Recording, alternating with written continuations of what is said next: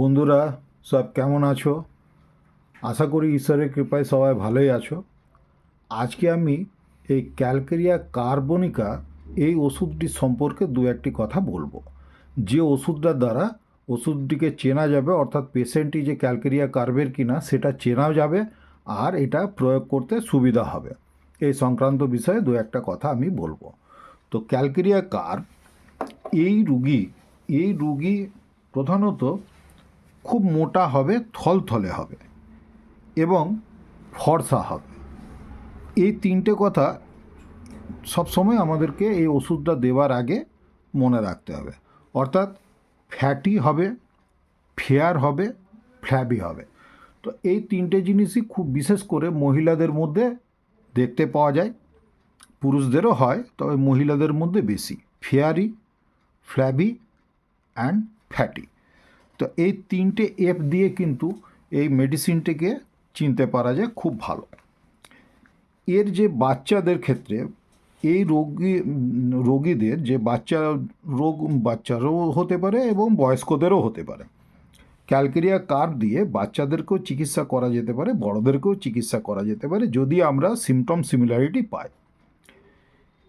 এই রোগের যে বাচ্চাদের ক্ষেত্রে আরও একটি খুব প্রধান সিমটমস যেটা থাকবে, সেটা হচ্ছে তাদের সমস্ত ডিসচার্জের মধ্যে একটা সাওয়ার স্মেল, অর্থাৎ টক গন্ধ। তাদের যদি বমি হয়, বমির মধ্যে যদি ঘাম হয়, পার্সপিরেশন, সেখানেও তাদের সাওয়ার স্মেল থাকবে, টক গন্ধ থাকবে। এছাড়াও তাদের মলমূত্রতেও একটি টক গন্ধ বর্তমান থাকবে। এটা কিন্তু ক্যালকেরিয়া কার্ভের বাচ্চাদের জন্য খুবই একটি গুরুত্বপূর্ণ সিমটমস বলা যেতে পারে। এমনকি ওই বাচ্চাদের গোটা শরীর থেকেই যেন একটা টক গন্ধ বেরোবে, দই দই টাইপের গন্ধ বেরোবে। এই ক্ষেত্রে বলে রাখা ভালো যে এই বাচ্চারা কিন্তু দুধ খাবার পরে এরা কিন্তু দুধটিকে দই তোলা, যে আমাদের ঘরোয়া ভাষায় বলে যে দই তোলা, অর্থাৎ দুধটার কিছুটা অংশ যেন বেরিয়ে আসে এবং সেটি কিন্তু থকথকে দইয়ের মতন হয়ে বেরিয়ে আসে এবং তাতে টক গন্ধ কিন্তু খুবই থাকবে। দ্বিতীয়ত, বাচ্চাদের ক্ষেত্রে আমরা এটা খুব ভালো দেখতে পাই যে মাথার হাড়গুলো নরম নরম থাকে এবং মাথার হাড়গুলি যেন টুকরো টুকরো করে, মার্জিনগুলো যেন পরিষ্কার বুঝতে পারা যায়, ফাঁকা ফাঁকা হয়ে থাকে। হ্যাঁ, এবং সেই ফাঁকা জায়গাগুলো কিন্তু বেশ প্রমিনেন্ট বুঝতে পারা যায় এবং সেগুলো বহুদিন পর্যন্ত হয়তো জোড়া লাগে না। এই মতন অবস্থায়, এই মতন কন্ডিশনে কিন্তু আমরা এই মেডিসিনটিকে দিতে পারি। আরও এই পেশেন্টের কি হয়, বাচ্চাদের মাথাটি একটু বড়ও থাকে। মাথাটা দেখতেও যেন অন্য স্বাভাবিক বাচ্চার তুলনায় একটু বড় বড় লাগতে পারে।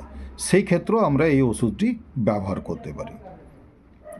এবারে হচ্ছে, এই ওষুধটি জ্বরের ক্ষেত্রেও কিন্তু খুব ভালো কাজ করে। জ্বরের সময় মাথাতে খুবই ঘাম আসে এবং এতই ঘাম হয় যে সে ঘামের জন্য তার বালিশটি ভিজে যাবে, প্রচণ্ডভাবে তাদের ঘাম হয়। আর ঠান্ডা একটু অল্পতে ওয়েদার চেঞ্জ হলেই তাদের ঠান্ডা লেগে যায়, সর্দি হয়ে যায়, নাক দিয়ে জল ঝরতে শুরু করে। এরপরে আর একটি খুব প্রমিনেন্ট সিমটমস পাওয়া যায়, বাচ্চাদের ক্ষেত্রে হয়তো বেশি লক্ষ্য করা যাবে। নাকের ভেতরে হয়তো তাদের জখম হয়েছে বা ঘা জাতীয় কিছু হয়েছে এবং সেটা দিয়ে কিন্তু রক্ত বেরিয়ে আসবে, এই হলো এদের ক্ষেত্রে। এই যে ক্যালকেরিয়া কার্ভের রোগীর দুধ একদম সহ্য হয় না, তাদের দুধ খেতে ভালো লাগে না এবং খেলেও তাদের পেটে রোগ সৃষ্টি হয়ে যাবে। হোয়ারএজ এই রুগীরা কিন্তু ডিম খেতে খুব ভালোবাসে, ডিমের প্রতি তাদের লোভ খুব বেশি থাকে, ডিজায়ার ফর এগ। এই সিমটমসটাও কিন্তু খুব দেখতে পাওয়া যায়। শরীর খুব দুর্বল থাকে একদম। হ্যাঁ, অল্প একটু যদি হাঁটাচলা করে, সিঁড়িতে ওঠানামা করে, তাহলে সে হাঁপিয়ে যায়, সিঁড়িতে উঠতে পারে না, মাথা ঘোরে। চোখ বন্ধ করলেই সে মানে ভয় ভয় পাওয়ার মতন ভয়ঙ্কর সব দৃশ্য দেখতে পায়। সেই ক্ষেত্রে এমনও হয় যে তাদের ঘুমের ডিস্টারবেন্স হয়ে যায়। এছাড়াও এদের শরীরে স্কিনের মধ্যে একটা জ্বালা বা চুলকানি জাতীয়, ঘা জাতীয় এই সব জিনিসের প্রকোপও দেখতে পাওয়া যেতে পারে। অর্থাৎ ঘা এবং চুলকনি এইগুলো হতে পারে বা দেখতে পাওয়া যায়। তবে এই রুগীকে চিনবার জন্যে বা যে রুগীর ক্ষেত্রে এই ক্যালকেরিয়া কার্ভটি প্রেসক্রিপশন করতে হবে, তাদের প্রধান যে জিনিসটি দেখতে হবে, তাদের শরীরটি কিন্তু একটু থলথলে থাকবে, ফ্যাটি থাকবে, হ্যাঁ, ফ্ল্যাবি থাকবে এবং ফেয়ার হবে। এইটার উপরে আমাদের সবসময় কিন্তু এই মেডিসিনটির ক্ষেত্রে আমরা সবসময় ধ্যান রাখতে হবে আর ধ্যান রাখব। পেটে খুব গ্যাস সৃষ্টি হয়, এই রুগীর পেট খুব গ্যাস সৃষ্টি হয় এবং এতটাই গ্যাসের সৃষ্টি হয়, এই বড়দের ক্ষেত্রে বলছি, এরা শরীরের যে কাপড় চোপড় রাখে সেগুলো যেন তারা আঁটো পরতে রাজি হয় না, আঁটো পরে না। তবে ল্যাকেসিসের মতন ভয়ানক নয়, কিন্তু এরাও একটু জামা কাপড় কিন্তু ঢিলে ঢালাই পছন্দ করে। তো এদের ক্ষেত্রে এই মোটামুটি কতকগুলো সিমটমস খুবই বিশেষভাবে মনে রাখা দরকার। হাড় খুব নরম হয়, হ্যাঁ, গলা, হাত, পা এগুলো যেন সরু সরু হবে একটু, কিন্তু শরীরের মাঝের অংশ, বুক এবং পেট এবং বিশেষ করে মাথা, এইগুলি কিন্তু এদের ক্ষেত্রে খুবই, এই ক্যালকেরিয়া কার্ভের ক্ষেত্রে খুবই মোটাসোটা দেখতে পাওয়া যাবে। এরপরে আরেকটা বিশেষ লক্ষণ আমরা, যেটা আমাদের না বললে হোমিওপ্যাথিক চিকিৎসা করা যায় না আর কি, সেটা আমি বলবো। ক্যালকেরিয়া কার্ভের ক্ষেত্রে মেন্টাল সিমটমস কী হবে, মাইন্ড সিমটমস।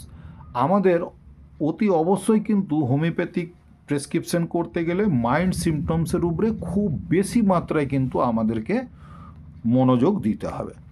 তো এই রোগী কিন্তু খুব সরল প্রকৃতির হয়, খুব সিধে সাদা এরকম প্রকৃতির হবে, অর্থাৎ তার সমস্ত মনের কথা যেন সে সকলকে বলে দেয়।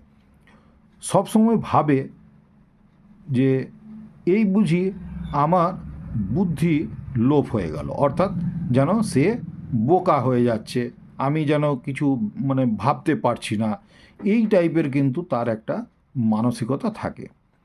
এবং মানসিক পরিশ্রম করতে গেলেই, অর্থাৎ পড়াশোনা করতে যাক বা ব্রেন ওয়ার্ক যেটাকে বলে, ব্রেন ওয়ার্ক যে কোনো কিছু করতে গেলেই সে কিন্তু তার মাথা ঘুরতে শুরু করে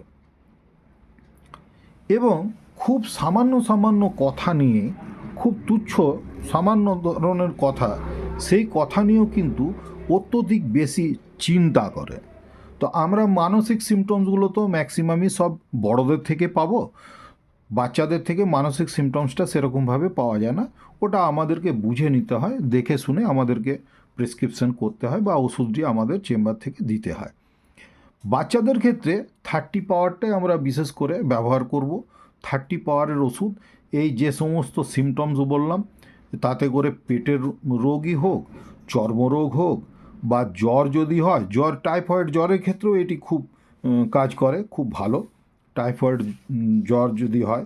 এবং চোখে কনজাংটিভাইটিস হলেও কিন্তু এই ওষুধটি খুব ভালো কাজ করে। কনজাংটিভাইটিসের ক্ষেত্রেও আমরা এটা দেবার কথা ভাবতে পারি।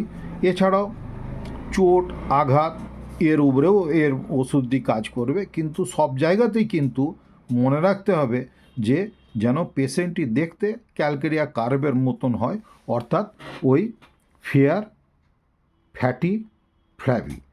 এই তিনটি জিনিস কিন্তু আমাদের সর্বক্ষণই মাঝে মাঝে আমাদের এটা মনে রাখতে হবে এবং এর দ্বারা কিন্তু রুগী চেনা যাবে খুব ভালো।